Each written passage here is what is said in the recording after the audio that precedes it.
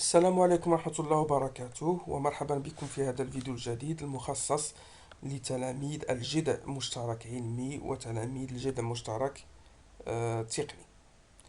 Notre leçon pour aujourd'hui est la concentration molaire d'une espèce chimique dans une solution. Premièrement, solution aqueuse. C'est quoi une solution aqueuse? Lorsqu'on dissout une espèce chimique, soit cette espèce chimique est solide ou liquide ou gazeuse, dans un liquide, on obtient une solution. L'espèce chimique dissoute est appelée solidité. Le liquide dans lequel on dissout l'espèce chimique est appelé solvant. Si le solvant utilisé est l'eau, on obtient une solution aqueuse. Si le solité n'est pas totalement dissous, la solution obtenue est saturée. إذن عند إذابة نوع كيميائي، سواء كان هذا النوع كيميائي صلب سائل أو غاز، في سائل نحصل على محلول. L'espèce chimique dissous est appelée solité. النوع الكيميائي الذي تمت إذابته يسمى المذاب، والسائل الذي تمت فيه الإذابة نسميه المذيب. solvant هي المذيب. إذا كان si le solvant utilisé est l'eau، إذا كان هذا المذيب هو الماء، فالمحلول المحصل عليه هو يسمى محلول مائي. نحصل على محلول مائي، يكفي أن المذيب يكون هو الماء. عند إذابة نوع كيميائي في محلول، إذا لم يذوب النوع الكيميائي بشكل كلي، si le solité n'est pas totalement dissous، نقول أن المحلول مشبع. La solution est saturée. المحلول مشبع. Donc c'est quoi une solution aqueuse? On obtient une solution aqueuse lorsqu'on dissout une espèce chimique dans l'eau. نحصل على محلول مائي عند إذابة نوع كيميائي في الماء. Deuxièmement, la concentration molaire. Par définition, la concentration molaire d'une solution, ou bien on dit aussi la concentration molaire d'un solité X, est la quantité de matière des solutés X présente dans un litre de solvant. On peut déterminer la valeur de la concentration d'une solution par la relation suivante. On note la concentration par la lettre C. Donc la concentration est égale N sur V. C, c'est la concentration molaire exprimée en mol par litre. Donc la concentration molaire est en mol par litre. Nx, c'est la quantité de matière exprimée en mol. La quantité de matière de l'espèce X, c'est-à-dire de solité X. V est le volume de la solution aqueuse en litres. Donc V est le volume de la solution qu'on a préparée en litres.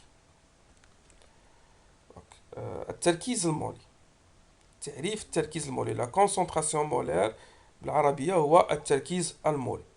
La concentration molaire، التركيز المولي لمحلول، ويسمى كذلك التركيز المولي للمذاب، هو كمية المادة المذاب X الموجودة في لتر واحد من المحلول. ويمكننا حساب أو تحديد هذا التركيز الذي نرمز له بالحرف C بالعلاقة التالية. C تركيز يساوي N اللي هي كمية المادة مقسومة على الحجم. إذا C هو التركيز المولي بالمول على اللتر، كمية المادة تكون بالمول، و V بالحجم، حجم المحلول باللتر. Application.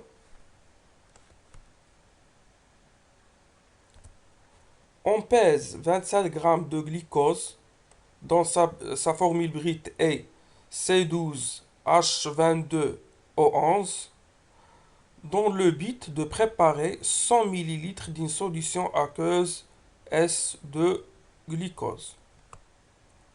La question est: quelle est la concentration C de la solution S? Données: la masse molaire atomique d'hydrogène, la masse molaire atomique de carbone et la masse molaire atomique d'oxygène. نقوم بوزن 27 غرام من الجليكوز الذي صيغته الإجمالية C12H22O11 بهدف تحضير محلول مائي حجمه 100 مليلتر. السؤال وهو: حدد التركيز المولي، أو لا أحسب التركيز المولي لهذا المحلول S اللي سميناه S. إذا كمعطيات عطاونا الكتلة المولية، لا ماس مولير ديال الهيدروجين، لا ماس مولير ديال الكربون et لا ماس مولير d'oxygène.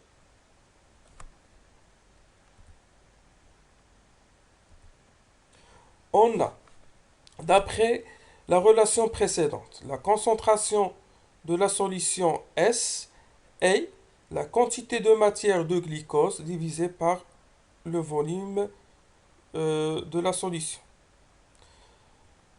Et la quantité de matière de glucose, on sait que la quantité de matière est égale à la masse de glucose divisée par sa masse molaire. Donc on obtient la relation suivante. La concentration C est égale à la masse de glucose divisée par le volume de la solution multiplié par la masse molaire de glucose. إذا حسب العلاقة اللي عرفنا فيها التركيز المولي، عندنا التركيز المولي هذا المحلول هو كمية المادة مقسومة على الحجم، حجم المحلول. إذا ونعلم مسبقا حسب الدرس السابق أن كمية المادة هي الكتلة على الكتلة المولية. نعوض التعبير ديال كمية المادة بقيمتها، فنجد أن التركيز المولي هو الكتلة على الحجم والكتلة المولية. الآن سنقوم بالتطبيق العددي. Donc, application numérique. La masse du glucose est donnée dans l'exercice ou dans l'application. On a dit on pèse 27 grammes. La masse molaire du glucose, il faut la calculer. Donc la masse molaire du glucose est égale 12 fois la masse molaire du carbone, plus 22 fois la masse molaire atomique d'hydrogène, plus 11 fois la masse molaire atomique d'oxygène. Donc c'est 12 fois 12 plus 22 plus 11 fois 16. Le résultat est 342 grammes par mol. Le volume de la solution aqueuse S de glucose est V est égal à 100 ml. On convertit cette valeur en litres, on obtient 10 à la puissance moins 1 litre, parce que 1 millilitre est égal à 10 à la puissance moins 3 litres. Donc on calcule. Donc C est égal, la masse c'est 27, divisé par le volume c'est 10 à la puissance moins 1, multiplié par la masse molaire c'est 342. le résultat est C est égal 7,89 fois 10 à la puissance moins 1 mol par litre. التطبيق العددي نحدد أولا قيمة ديال كل مقدار في العلاقة التي توصلنا إليها. إذا عندنا لا ماس كتلة الجليكوز، هذه كانت في التطبيق عطاوها لنا هي 27 غرام، هي اللي حسبناها بالميزان. لا ماس مولير دو جليكوز هذه خصها تحسب، فلا ماس مولير الكتلة المولية تحسب انطلاقا من لا ماس لي ماس مولير اتوميك. اذا عندنا لا ماس مولير ديال هاد لا فورمول بروت ديال الجليكوز غادي تكون 12 في لا ماس مولير اتوميك ديال الكربون بلس 22 في لا ماس مولير ديال الهيدروجين بلس 11 في لا ماس مولير ديال الاكسجين، نحصلو في الاخير على 342 مول بار لتر. بالنسبه للحجم ديال المحلول فقالوا لنا اننا نريد تحضير 100 مليلتر، لكن في هذه العلاقه يجب ان نحول الى لتر. المليلتر هو 10 أس ناقص 3 لتر. اذا فاش غتضرب 10 أس ناقص 3 في 100 كتلقى 10 أس ناقص 1 او لا 0.1 لتر. اذا نطبق في العلاقه التي توصلنا لها سابقا فنجد ان سي يساوي 7.89 في 10 أس ناقص 1 مول في اللتر أس ناقص 1. Troisièmement, préparation d'une solution. On peut préparer une solution aqueuse par deux méthodes. Soit par dilution, soit par dissolution d'une espèce chimique, soit par dilution d'une solution déjà existante. إذن تحضير محلول. Donc on va commencer par la première méthode, par dissolution d'une espèce chimique. Le protocole d'une dissolution est le suivant. Premièrement, pesons précisément la masse M en prélevant le solide avec une spatule propre et sèche. Deuxièmement, introduisons le solide dans une fiole jaugée de 100 ml. Troisièmement, remplissons la fiole jaugée aux 2/3 avec l'eau distillée et agitons-la. Quatrièmement, ajoutons l'eau distillée jusqu'au trait de jauge. Cinquièmement, on rebouche la fiole jaugée. On la retourne plusieurs fois pour bien homogénéiser la solution. Et la dernière étape, on peut stocker la solution dans un flacon en écrivant la valeur de la concentration de la solution. تحضير محلول مائي. يمكننا تحضير محلول مائي بطريقتين مختلفتين. الطريقة الأولى تعتمد على إذابة نوع كيميائي في محلول. بالنسبة للبروتوكول لإذابة محلول مائي لإذابة نوع كيميائي في محلول يتم عبر مراحل. إذن المرحلة الأولى وهي نقوم بوزن النوع الكيميائي بواسطة ميزان إلكتروني. هنا مثلا المثال اللي عندنا هنايا هو تحضير المحلول المائي لكبريتات النحاس. هنا نأخذ قليل من كبريتات النحاس بواسطة هاد لا سباتول وتكون نقية و تكون بروبر اي سيش، نقية وناشفة. بالنسبة للمرحلة الثانية فنضع هاد المسحوق ولا هاد الجسم الصلب، هاد لسبيس شيميك، نضعه في حوجلة معيارية. حوجلة معيارية يعني فيها واحد الخط تري دو جوج. هاد الخط من المحلول نعمرو هاد الحوجلة حتى لداك الخط، معناه ان عندي 100 مليلتر. يعني عندي هنا حوجلة من فئة 100 مليلتر، دونك فاش غادي نوصل المحلول حتى لهاد الخط غادي يكون عندي 100 مليلتر. إذن قلت المرحلة الثانية وهي أننا نضع ذاك المسحوق في هذه الحوجلة، وكان نغسلو هاد الكأس الصغير بواسطة الماء المقطر. في المرحلة الثالثة نملأ الحوجلة إلى الثلثين أو لا 3/4. إذا نملؤها بحيث أننا نحطو المحلول شوية بزاف، ونحرك الحوجلة جيدا. المرحلة الرابعة نتمم ملء الحوجلة إلى أن نصل إلى خط المعيار، لو تري دو جوج. المرحلة الخامسة وهي أننا نغلق الحوجلة، عندها واحد البوشون نغلقه بها، ونحركها عدة مرات لمجانسة، لكي يكون الخليط أو المحلول داخل الحوجلة يرجع متجانس. وفي المرحلة الأخيرة يمكن الاحتفاظ بهذا المحلول في قارورة، حيث نضع الاسم ديال المحلول والتركيز ديالو. La deuxième méthode par dilution d'une solution déjà existante. C'est quoi la dilution? Principe de la dilution. Diluer une solution aqueuse, c'est ajouter de l'eau distillée pour préparer une nouvelle solution moins concentrée que la solution initiale. La solution de départ est appelée la solution initiale ou la solution mère. La solution diluée est appelée la solution finale ou solution phi.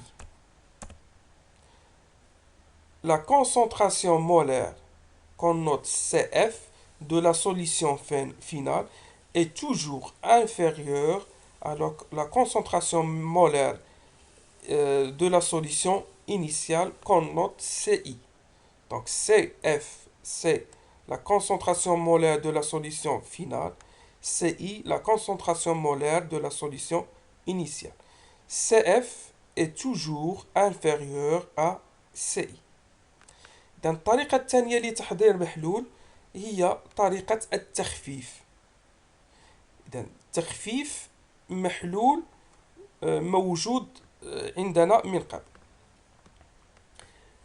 إذن مبدأ الطريقة principe de dilution. إذن مبدأ هذه الطريقة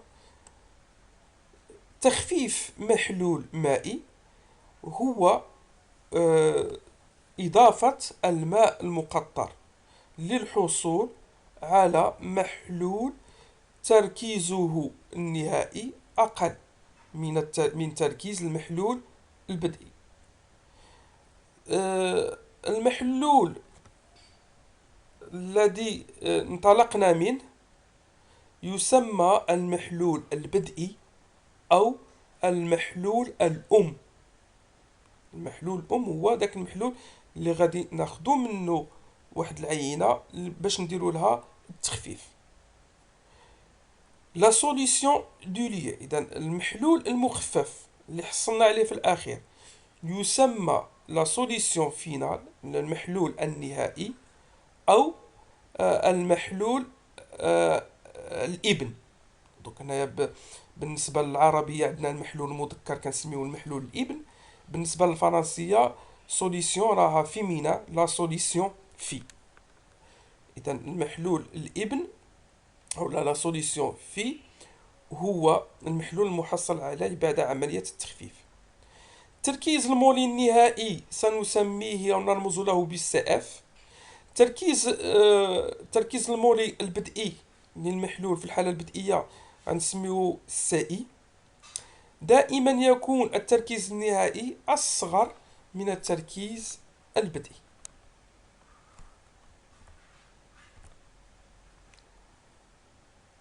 B. Conservation de la quantité de matière. Lors d'une dilution, le volume augmente, mais la quantité de matière de la soluté N est toujours la même. On n'a pas ajouté de soluté, juste du solvant. C'est-à-dire que la quantité de matière de soluté dans l'état final est égale à la quantité de matière de solidité dans l'état initial. Et d'après la relation précédente de la concentration, on a la concentration est égale à la quantité de matière divisée par le volume. C'est-à-dire, la quantité de matière est égale à la concentration multipliée par le volume.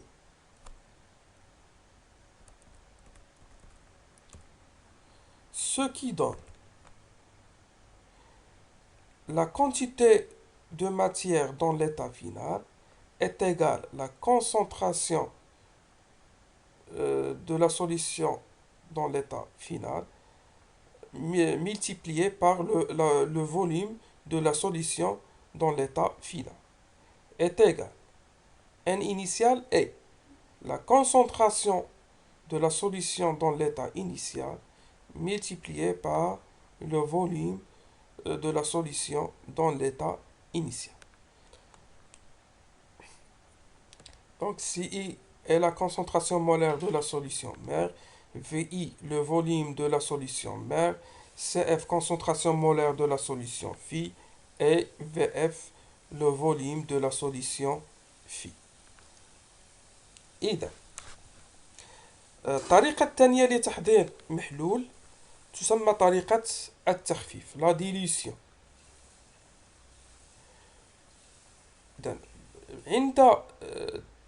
عند التخفيف فيزداد حجم المحلول لكن كمية المادة للمذاب تبقى ثابتة. لماذا؟ لأننا قمنا بإضافة الماء لكن لم نضف المذاب. المذاب X ما ضفناش، وبالتالي كمية المادة ديال المذاب في الحالة البدئية هي نفسها كمية المادة ديال المذاب في الحالة البدئية. إذن كمية المادة في الحالة النهائية هي كمية المادة في الحالة البدئية. إذن حسب العلاقة اللي شفناها في تعريف التركيز، فكانت عندي التركيز هو كمية المادة على الحجم. هذا يعطينا أن كمية المادة هي التركيز مضروب في الحجم.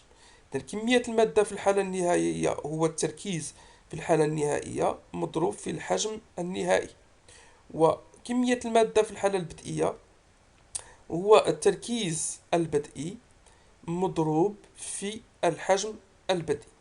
إذا نحصل على هذه العلاقة حيث أن CI هو التركيز البدئي، VI الحجم البدئي، CF الحجم النهائي، و VF هو CF التركيز النهائي، و VF هو الحجم النهائي. إذا cette relation est appelée relation de dilution. هذه العلاقة تسمى علاقة التخفيف. Remarque, VF, le volume de la solution phi, ou le volume dans l'état final, est égal à VI, le volume initial, plus VE. Avec VE est le volume de l'eau ajoutée. إذا ملحوظة، الحجم النهائي ديال المحلول هو الحجم البدئي للمحلول الذي تم أخذه زائد حجم الماء الذي أضفناه له، زائد حجم الماء. C'est facteur de dilution, F. D'après cette relation, on remarque que le rapport CF sur CI est égal VI sur VF. Cette valeur est appelée facteur de dilution. Donc le facteur de dilution qu'on note F est le rapport de VF sur VI qui est égal à CI sur CF. Exemple, si on dispose d'une solution mère à 1 mol par litre et qu'on veut obtenir une solution phi à 0,1 mol par litre, notre facteur de dilution sera F, c'est la concentration initiale, donc c'est 1, divisé par la concentration finale, c'est 0,1, on obtient 10. On dit qu'on a dilué 10 fois la solution mère. إذن معامل التخفيف. معامل التخفيف الذي نرمز له بالرمز F. انطلاقا من العلاقة السابقة نلاحظ أن القيمة الحجم النهائي مقسوم على الحجم البدئي يساوي التركيز البدئي مقسوم على التركيز النهائي. إذا هذه القيمة نسميها بمعامل التخفيف facteur de dilution. مثال إذا توفرنا على محلول تركيزه 1 مول في اللتر، ونريد تحضير من هذا المحلول محلول ابن تركيزه 0.1 مول في اللتر. إذا معامل التخفيف بالنسبة لنا قد يكون هو التركيز البدئي مقسوم على التركيز النهائي، سي 1 ديفيزي بار 0,1 كيعطينا 10. شنو كيعني هاد فاكتور دو ديليسيون؟ إذا نقول أننا خففنا المحلول 10 مرات. إذا هاد لو فاكتور دو ديليسيون معناه أننا on a dilué la solution 10 fois. Des protocoles, d'abord نشوفو protocole d'une préparation de solution par dilution. Premièrement, prélever un volume, par exemple ici c'est 10 millilitres de la solution initiale à l'aide d'une pipette jaugée. C'est la solution initiale, on prélève 10 millilitres de la solution initiale à l'aide d'une pipette jaugée. Deuxièmement, introduire le prélèvement dans une fiole jaugée de 100 millilitres. Par exemple, ici, on a pris une fiole jaugée de 100 millilitres d'un volume, une fiole d'un volume bien déterminé. Ici, c'est 100 millilitres. Troisièmement, remplir l'eau distillée aux 3/4 et ajouter. Et la dernière étape, compléter. Après l'agitation, on complète avec l'eau distillée jusqu'au trait de jauge. On complète avec l'eau distillée jusqu'au trait de jauge. Donc, les différentes étapes pour réaliser une dilution. إذا البروتوكول التجريبي لتحضير محلول مائي بواسطة التخفيف. أول حاجة كناخدو المحلول ونقوم بقياس واحد الحجم معين في هذا الشكل. الحجم اللي خديناه هو 10 مليلتر. إذا هذه تسمى بيبيت جوجي، ماسة معيارية. دونك بيبيت جوجي.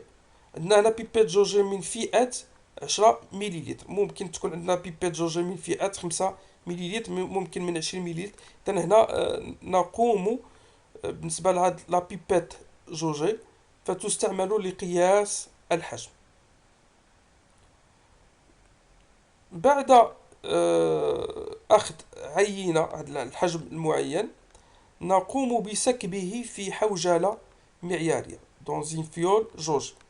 إذا حوجلة معيارية بالنسبة لهذا الشكل خدينا 100 مليلتر. ممكن ناخذ حوجلة ذات حجم آخر حسب la dilution اللي بغيت أنا نديرها.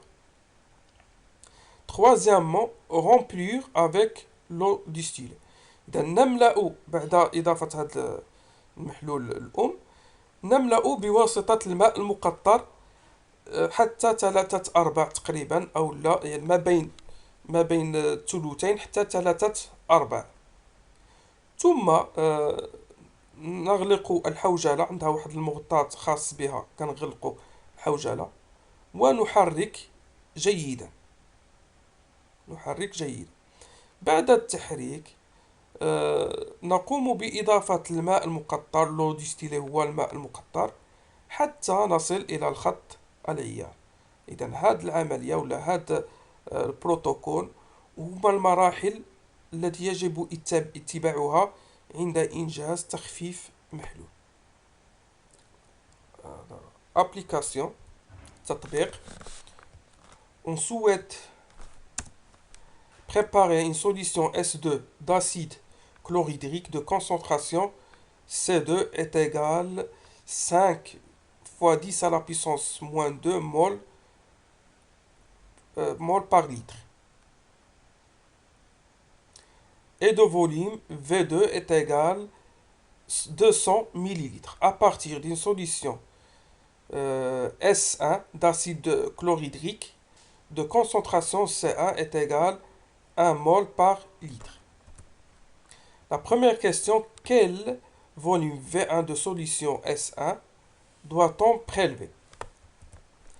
Deuxième question, calculer le facteur de dilution.